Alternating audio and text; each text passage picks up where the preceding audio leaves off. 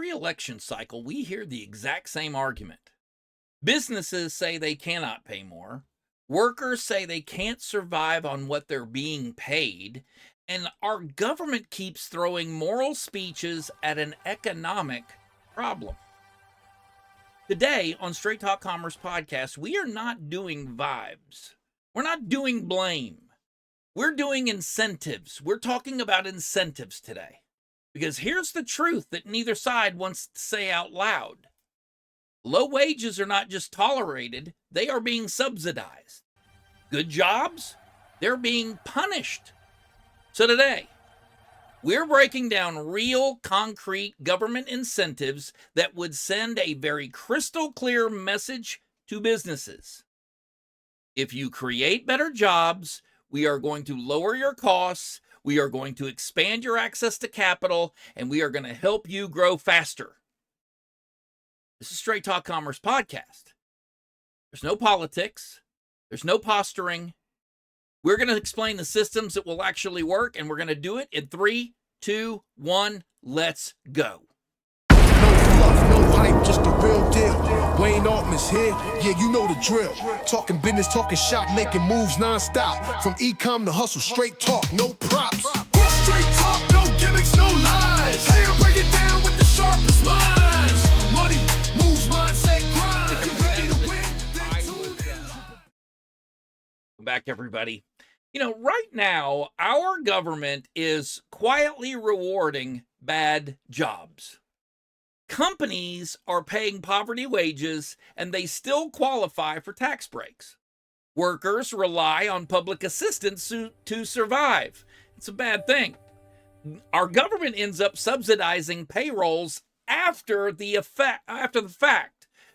After you get paid, they're subsidizing the poor jobs that you're able to access. And that's not good. That's not free market capitalism. That's corporate welfare with a few extra steps. The real failure isn't businesses being greedy. That's not what's going on. It is the government incentivizing the wrong behavior. Since we know what I just said is true, here's the simplest fix. If you tie tax credits directly to wages paid, this solves your issue. If a company pays 110% above their local median wage, they get a small tax credit. If they pay 130% above the local median wage, they get an even larger credit on their income taxes from the federal government. But if they pay 150% above the local median wages, in other words, they create good paying jobs across their company, they are going to receive the maximum benefit. It behooves them to create more jobs, making 150% above and beyond the local median wage. Now, paying taxes or paying more becomes cheaper than actually paying their taxes when they're paying their taxes. There's no mandates here. There's no speeches. It's mathematics. It actually works. Businesses don't change their behavior when they're scolded.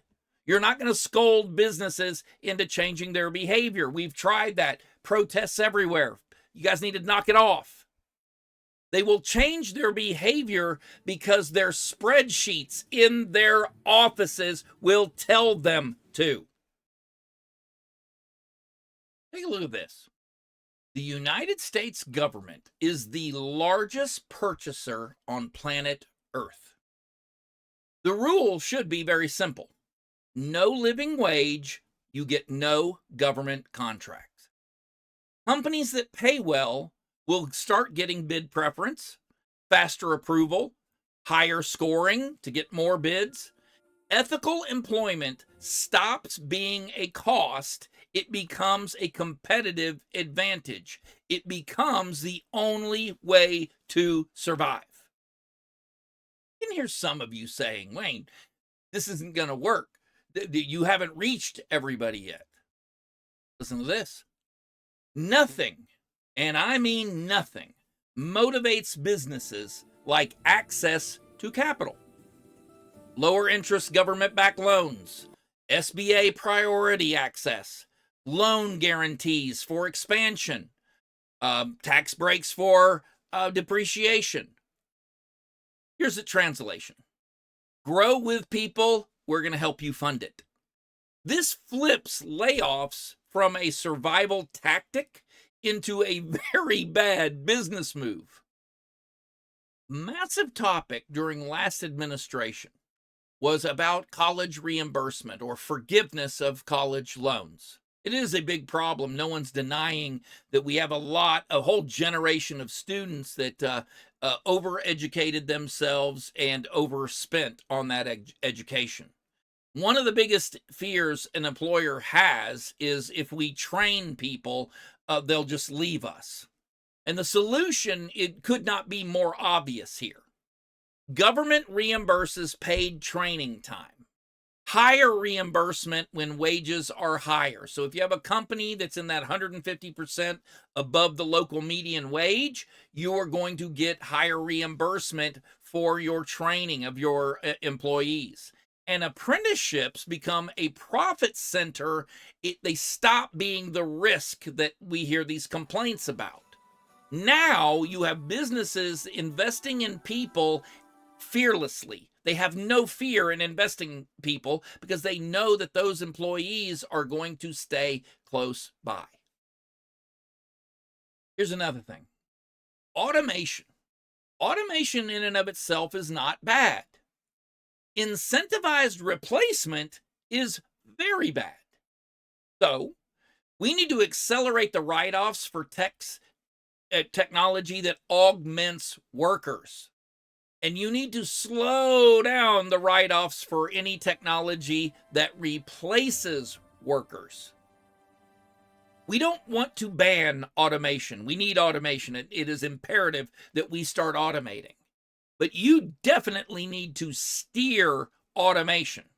It needs to be under control. You do not want to automate for automation's sake and leave off thousands and thousands of highly skilled people that you can use a robot for. It's not going to work for you long term. Ask any business owner, and they'll tell you that payroll taxes hurt, especially when you're a growing company. So imagine this: living wage, lower payroll taxes. Full-time roles, lower payroll taxes. Benefits and predictable schedules, lower the payroll taxes. You want stability? Reward stability. Now, hiring a real employee beats getting contracted work, the churn that you are constantly having to go through, and these burnout cycles that everybody talks about. Your company starts thriving, it becomes more stable, and you are able to provide better wages and more full-time roles when you don't have to pay the massive amounts of payroll taxes that you were encumbered with prior to this enacting. Now, anyone with a lick of sense knows that this podcast is not anti-business. It's anti-bad incentives. Good businesses are begging to do this already. They just can't compete with companies that are being quietly subsidized for doing less than they want to do. Fix the incentives. The market will fix itself. You have the ability for two ways of incentivizing people: the carrot and the cudgel, the stick. Those companies that refuse to do these things for their employees, well, you break out that stick and you crack them. Those companies that willingly help their workers and want their workers to be happy, we got all the carrots in the world for you folks. Now, while you're doing all of that, this is also something that you're going to have to tackle, even though this is the part that no one likes. Neither side likes, but this is probably what matters the most. You should give no tax incentives for any company whose workers rely on public aid. This way to the food stamp office. Let's move it, people! No subsidies for chronic low-wage employers. public reporting of high support employers, in other words, low wages, high aid usage. And it's not a punishment, it's transparency. They should be directed, sunlight should be directed to those companies. Sunlight fixes more than the regulations ever will. So if you have companies that are chronically underemploying people, chronically underpaying them, giving them no benefit, they should be front page and front page center news. The truth will come out no matter how much you try to hide it. This factory's practices are indefensible. We got to stop and get the better companies to the forefront. Let's get back to positive reinforcement, though. Employee ownership and profit sharing credits. Okay, when workers own part of the upside, retention goes up, productivity goes through the roof, wage pressure stabilizes and does it for the long term. So you start rewarding profit sharing, ESOPs, broad-based equities. We have achieved record profits this year, and it's all thanks to your hard work and dedication. Success is now shared. It's not extracted from the company. People have a skin in the game. They have a weight behind their work, a purpose, a greater purpose behind their work. And we see it in so many different examples that it is not something that can be ignored any longer. All right. If the government really wants higher wages, better jobs, and stronger communities, the answer is not yelling at American businesses. It's this: reward what you want repeated. Stop subsidizing what you claim you oppose. Pay better, hire better, you'll grow faster. That's not ideology. That's not ideological, political. That's incentives. And if this episode has made you think, I want you to do something real. I want you to like this video. Don't smash it, but talk gently to it. I want you to subscribe if you value honest business talk. I want you to share this with like-minded people and with people who say that, hey, there's no solution. Wayne, there's nothing that we can do about this. Bullshit, we absolutely can. And I want you to give me a comment. Tell me what incentive would change your hiring tomorrow, or if you are a worker, tell me which of these incentives do you think would work the best. And most of all, I want you to ring that bell. I want YouTube to understand they can stop pretending we don't exist. They need to pour gas on this fire and help me out a little bit. This is Wayne Altman with Straight Talk Commerce Podcast.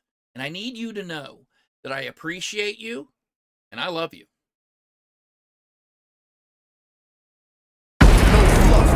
Just the real deal. Wayne Altman's here, yeah, you know the drill.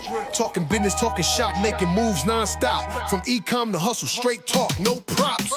Straight talk, no gimmicks, no lies. Hey, I break it down with the sharpest minds. Money moves, mindset, grind. If you're ready to win, then tune in. Triple big names, big games. All the lessons they bring, from Jelly Belly to AA Kings. From the startup grind to the top tier pros, we crack the code. Now here we go. Straight